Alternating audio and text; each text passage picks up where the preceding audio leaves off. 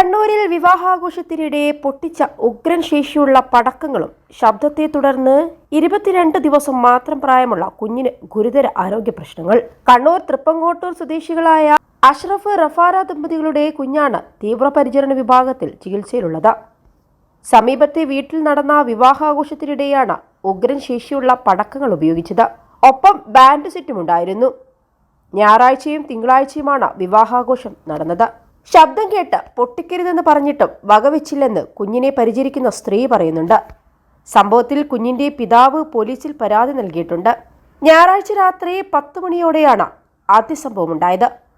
വലിയ ശബ്ദത്തിൽ പൊട്ടിത്തെറിയാണ് ഉണ്ടായത്. പെട്ടെന്നുണ്ടായ ശബ്ദത്തെ തുടർന്ന് കുഞ്ഞിന്റെ വായയും കണ്ണും തുറന്ന നിലയിലായിപ്പോയി. അല്പസമയം കഴിഞ്ഞാണ് സ്വാഭാവിക നിലയിലേക്ക് കുഞ്ഞ് എത്തിയത്. പിറ്റേ ദിവസം തിങ്കളാഴ്ചയായിരുന്നു കല്യാണം.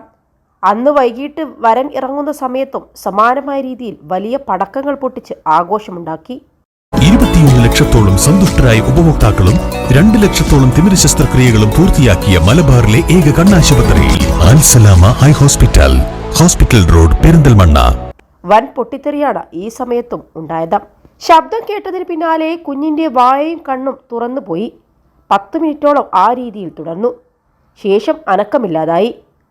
കാലിനടിയിൽ കുറെ നേരം തട്ടിയ ശേഷമാണ് കുഞ്ഞ് കരഞ്ഞതും അനക്കം വന്നതും. രാത്രിയും സമാന രീതിയിൽ പടക്കം പൊട്ടിച്ചു.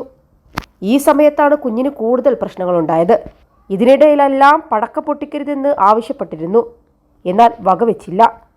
കുഞ്ഞിനെ പരിചരിക്കുന്ന സ്ത്രീ ഒരു മാധ്യമത്തോട് പറഞ്ഞു, ഇത്തരത്തിൽ വിവാഹ ചടങ്ങുകളിൽ ഉഗ്രൻ ശബ്ദത്തോടെ പടക്കങ്ങൾ പൊട്ടിക്കുന്നത് സാധാരണയാണ്. എന്നാൽ അത് പല രീതിയിലും മോശമായി ബാധിക്കാറുണ്ട്. എന്നാൽ ഇവിടെ പൊട്ടിക്കരുതെന്ന് പറഞ്ഞിട്ടും വീണ്ടും ചെയ്യുകയായിരുന്നു. ഇത് കുഞ്ഞിനെ മോശമായി തന്നെ ബാധിച്ചു. പെട്ടെന്നുണ്ടായ ശബ്ദമാണ് കുഞ്ഞിന് ഞെട്ടൽ അനുഭവപ്പെട്ടത്.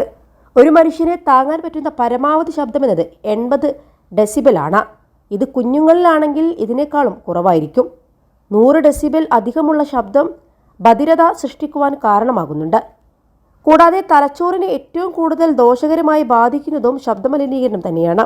ഇത്തരത്തിൽ വലിയ ശബ്ദങ്ങൾ ഗർഭസ്ഥ ശിശുക്കളുടെ ജീവന് പോലും ഭീഷണിയാണെന്നാണ് പറയപ്പെടുന്നത്.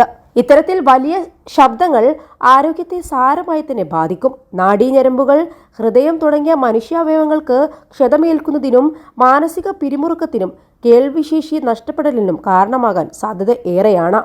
ഇത്തരത്തിൽ അത്യുച്ചത്തിലുള്ള 120 ഡെസിബൽ കൂടുതലുള്ള ശബ്ദം അരമണിക്കൂറിലേറെ സമയം തുടർച്ചയായി കേട്ടാൽ അത് മനുഷ്യന്റെ ആരോഗ്യത്തിനെ പ്രതികൂലമായി ബാധിക്കും, പ്രത്യേകിച്ച് കുഞ്ഞുങ്ങളിൽ.